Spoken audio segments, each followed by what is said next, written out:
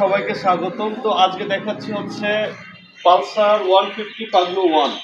তো এই বাইকটা অনেকেই পছন্দ করেন, যে নতুন মডেলের পালসার তাদের পছন্দ না, এই মডেলের পালসারটা পছন্দ হয় তাদের। আমারও পার্সোনালি পালসার এই মডেলটাই পছন্দ, যে পাগলো 1 বা পাগলো 2 এগুলোই ভালো লাগে। তো বাইকটা কেমন আছে না আছে সম্পূর্ণ ভিডিওতে ডিটেলস আমি জানাবো। তো সবাই সাথেই থাকেন, সবাই ভিডিওতে একটা লাইক দেবেন এবং সাবস্ক্রাইব করবেন। আসসালামু আলাইকুম। ভিডিওতে সবাই দয়া করে কিন্তু একটা লাইক দেবেন।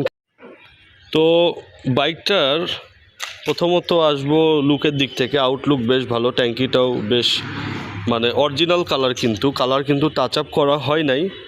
তো যেহেতু অরিজিনাল কালার হিসেবে কিন্তু বেশ ভালো আছে। এই যে লোগোগুলো, তারপর এই যে এখানে বেশ ভালো আছে। আবার ট্যাঙ্কিতেও কিন্তু কোনো ফুটা টুটা নেই, বেশ ভালোই আছে।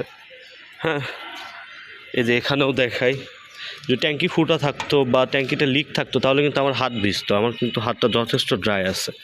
হ্যাঁ, তারপরে এই যে ব্যাক প্যানেলটা কত ফ্রেশ। এই যে ব্যাক প্যানেল, এখানে একটা ব্যাগ রাখার হুক, সাইড কাভারগুলো বেশ হার্ডি আছে। এটা কি, যাই হোক, এটা কিন্তু সিটের কিছু একটা, যাই হোক এটা আমি ছিঁড়ে ফেলবো। এই তো অবস্থা। আবার এই যে দেখেন, এটাও বেশ হার্ডি আছে। আর ইঞ্জিনের এটা হলো ক্লাচ প্লেট। এই ক্লাচ প্লেট কিন্তু এখন পর্যন্ত খোলা পড়ে নাই এই বাইকের। হ্যাঁ, দেখি তো ভালো করে, আরও ক্লাচ প্লেট এখন পর্যন্ত খোলা পড়ে নাই, এটা কোনো সন্দেহ নেই। আর এটা হচ্ছে ইঞ্জিন সাইড।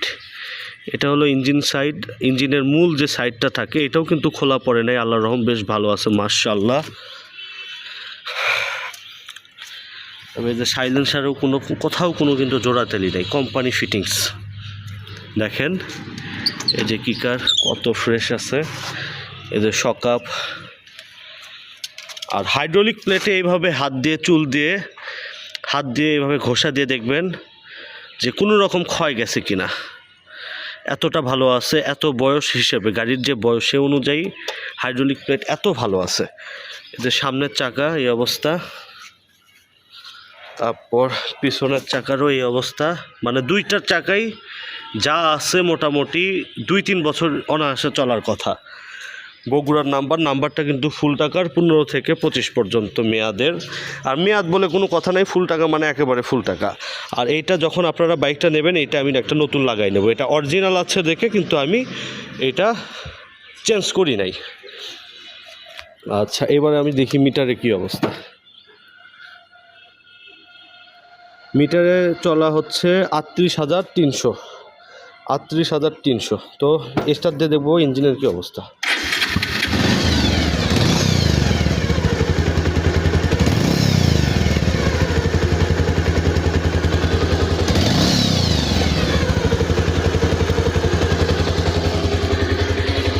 তো সাউন্ডটা আপনারা একটু লক্ষ্য করে দেখেন, কত স্মুথ আছে সাউন্ডটা, বেশ স্মুথ আছে।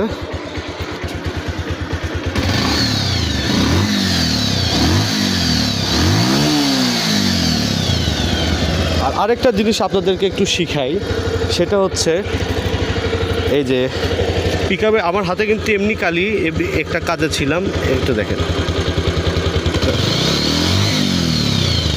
বাইকের যদি ইঞ্জিন খারাপ থাকতো বা পিস্টন যদি খারাপ থাকতো তাহলে কিন্তু এই পিকআপ দেওয়ার সঙ্গে সঙ্গে আমার হাতে কালি আসতো, এরকম কিন্তু কোনো অবস্থা নেই।